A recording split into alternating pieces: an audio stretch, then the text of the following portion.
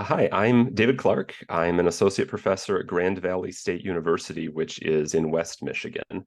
And I am the author of both a book and a blog, which are titled Grading for Growth, and a person who is very interested in alternative grading. I've been using alternative grading for a bit over 10 years right now, but I first really got interested in it even longer ago than that as a graduate student. And my interest came because I was a TA for a lot of Calculus 2 classes. So my students were coming in from Calculus 1, and I noticed that some of them had different backgrounds than others, remembered different things. And I remember wishing I don't really care that they earned, a B minus and that qualified them to take Calc 2. I'd rather know, here's all the main topics of Calc 1, which ones were they strong in and which ones were they weak in? And what I was imagining was basically a type of alternative grading called standards-based grading. I didn't know it at the time, and I didn't have the chance to do anything with it. And later on, when I learned about this thing called standards-based grading, I realized that's exactly what I wanted to do, to understand where students were at, what they were learning, and how I could use that in my own classes to help them learn better.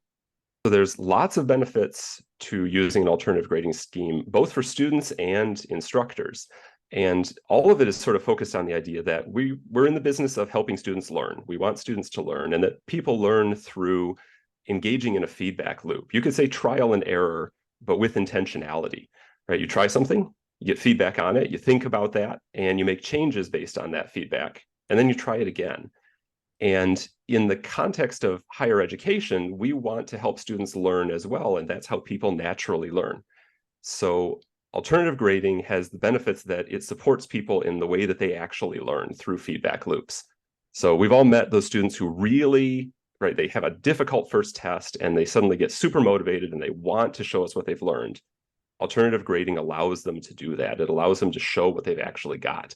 So specific benefits that we see from alternative grading include things like reduced stress and test anxiety. This is both what students say, and we have a significant amount of data that supports that as well. We actually see typically increased grades that are directly linked to specific course outcomes. So the grades are increasing because students are actually learning more. Students can have better retention, both in terms of what they're learning and in terms of staying in the class, reducing DFW rates, depending on the approach that's taken. And one of the things that's most exciting to me is in alternatively graded classes, we have a lot of evidence from educational research that shows that there is less cheating. There's less of a problem with academic integrity. And the reason for this is essentially what students actually tell us, that they see alternative grading as more fair and more transparent. And when they understand that the instructor really cares about learning rather than about, and they want to show instructors what they've learned, and so cheating. So they want to show instructors what they've learned, and so cheating is reduced. And all of this together tends to make classes that use alternative grading more equitable. We have more ways for students to have access to the same learning opportunities and to show what they've learned without barriers that we sometimes put in their way otherwise. So my general definition of alternative grading is any form of grading that respects how people learn through feedback loops and implements specific things that support that. In the context of higher education and student learning, we have what we call 4 pillars of alternative grading that are basically short descriptions of the key things that help support student learning through feedback loops. So those are clearly defined standards. In other words, a short description of what it is that both students are learning and instructors are helping them learn in class, on assessments, in any context. So knowing what it is that you're focusing on. Helpful feedback. So this is part of the feedback loop. If you have feedback, it should be useful, forward-looking, with the intent that students are going to use it to improve and show you how they've improved. Marks that indicate progress are our 3rd pillar. So this one can sound a little funny. Instead of points or partial credit, if you're going to have a grade on an assignment, it needs to refer to how students are making progress towards that clear standard that they have. So often these take the form of you're successful, or excellent, or needs revision, or not yet. So it's forward-looking, it's describing what to do next or how you're meeting that specific standard. And finally, the thing that closes the feedback loop, the fourth pillar, is reassessment without penalty. So students have more than one opportunity to show what they've learned, and we don't penalize students. We don't weigh down their grade inaccurately by including their first attempts when they've succeeded on later attempts. So there's no penalty for those later attempts. Form of alternative grading is, I don't like to actually give names to a lot of these, but I can describe how it looks. And essentially what I do this is often in introduction to proofs-based classes or upper level classes that are fairly small. I get rid of points and percentages and weighted averages completely. And instead, I make a list of all the most important things, most important topics in a class. And then everything we do, any tests, quizzes, homework, any kind of assessment, has some clear list of which of those standards or topics we're working on, and students earn a mark. Either you've succeeded in showing me that you understand this on this assessment, or you haven't, and you need to try in some future one. And the thing that really makes this my favorite thing is final grades aren't points or percentages. It's more a description of what a student has done. So to earn an A, you need to have successfully completed this list of standards. So a student who earns an A, I can say they've earned that A because they've done these specific key things in the class. And there's many knobs and levers that you can change and pull on to make sure that students are retaining information and whatever is appropriate for the setting. But I like turning that final grade into something that specifically refers to concrete course outcomes that I can see students have completed without averaging or using partial credit that sort of muddles that along the way. So my department here at Grand Valley is a fairly large teaching-focused department. We have about 50 faculty across all different tracks and streams. We have a huge range of majors, from secondary education students, theoretical math majors, applied math majors, a huge number of math minors, many of whom are engineers. So you can imagine there's a very wide range of students that we're teaching. I tend to teach a variety of upper level classes with a range of alternatively graded contexts, but we also have some coordinated introductory classes such as college algebra and pre-calculus. And these coordinated classes are also starting to use alternative grading. So the coordinators do things like providing a list of standards and helping the instructors understand how to structure quizzes, or even creating quizzes that use them, and to know how those can fit into their course final grade. So we run the range from large coordinated classes, individual sections, majors, minors, service courses. And so we teach quite a few of those. I will say one other thing: we don't have any graduate students. So all faculty are grading and creating classes on our own. So departments can support alternative grading. This is going to sound like a tautology, but by supporting the instructors who want to use it. And what I mean by that is, using alternative grading means you're changing a class, right? You're doing curriculum development or curriculum changes within a class. And so all the same things you would do with any other instructor who wants to do that, especially for a large coordinated course, you need to do with alternative grading as well. So for example, support in terms of time. So if a person is a coordinator and developing a course, having a course release to support that time, having monetary support, summer time to do the changes to the curriculum, changes to assessment that come along with changing the structure of the course and redeveloping an assessment plan. And also support in the sense of, there are conferences like the Grading Conference, which is an online conference running each summer. It's a low-cost one, but it has a registration fee, supporting faculty who want to go to that to get ideas, to connect to the community, to develop other resources they could use. And finally, especially for department chairs or deans, if you have faculty who want to use alternative grading, or maybe going to use that across a course, then be aware that whenever there's a change in a course, some students will come and talk to you about it, and they may complain. Be aware of what the faculty are doing, know what sorts of things that students might say, and have your faculty's backs. Be prepared to say that, yes, this is important to you, and that this is a learning focused thing, and to understand that that's what's going to come out of this change. So faculty who want to start with alternative grading, my biggest advice is, don't change everything. Don't blow up everything you're doing. That you can use some of the 4 pillars of alternative grading within the context of a class that you're already teaching, and even within points, partial credit, weighted averages that you may already be using. So here's one example that it has a name. We usually call it standards-based testing, which, by the way, is not the same thing as standardized testing. So here's a general description. Let's say you have some exams in a class. You're going to change those exams to use alternative grading, but not change any other assessments. So you would think about what are the key things in this class. Say it's a calculus class. You could come up with a list of 12 or 15 or 16 main topics in the class. And then if you're going to have, let's say, 3 midterm exams, your first exam will have however many of those topics you've talked about up to that point. So maybe you talk about 4 topics in class. Your first exam will cover those 4 topics, 1 page per topic. So several questions about that topic that thoroughly cover what you want to see students knowing, and another page covering the next topic, and so on. And here's the key. So those are your clear standards, the topics on each page. But when you grade them, instead of doing points or partial credit, you're going to give a single mark. Either they've successfully shown a fundamental understanding of that topic. So in other words, they've shown that they understand it, but maybe it's not perfect. There could still be minor errors. Or not yet. Those are the 2 marks that indicate progress.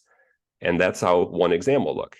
A future exam would then have maybe 4 new pages covering the 4 new topics you've covered up to that point, but then also new pages with new questions about the old topics. And those are your reassessments without penalty. So if a student didn't earn successful on that first exam on one of the topics, then they can try that new question about the same topic on the next exam. And if they successfully show you that they've understood that topic on that second exam, then they have full credit for it. All you're recording is whether they've earned successful or not at that point. And then the next exam is the same, a few new questions and new attempts at a selection of the old ones. Only need to include maybe 1 new attempt periodically. The final exam could be 1 new question on each of the different topics.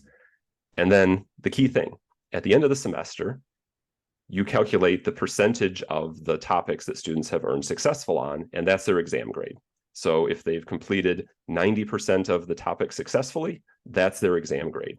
So this is called standards-based testing. It's a way to allow students to show what they know on perhaps their own schedule. So they can engage in the feedback loop and try again later. And it all fits together into an existing exam schedule and an existing format for the exam grade. So new practitioners definitely face challenges. Alternative grading is curriculum change. And so in some sense, it's simply the amount of work, right? We're changing a syllabus, changing assessments. Even if you're not making huge changes, that's time and effort. And so it's important to have support in terms of time and ideally even some monetary support for that initial setup, for creating new materials, for modifying the syllabus, and so on. Within the context of an individual course and making decisions about how to use alternative grading, one of the biggest challenges is how to have a good reassessment policy. So, for example, you could have students making new attempts on subsequent exams, but how many times, right? How many subsequent exams should have new questions for the same standard on them? This is a place where you have the option to make a lot of work for yourself. And so we always advise new practitioners to keep it really simple, to provide flexibility, and to be willing to recognize that syllabuses are changeable things, that they are flexible, and you may need to make changes. For example, changing your standard list or changing a reassessment policy partway through. Realize that that's part of how it goes. That's part of doing something new in your teaching and your assessment. And also, many people have tried these things before. So there's lots of information available out on the internet. Our book, our blog, Grading for Growth.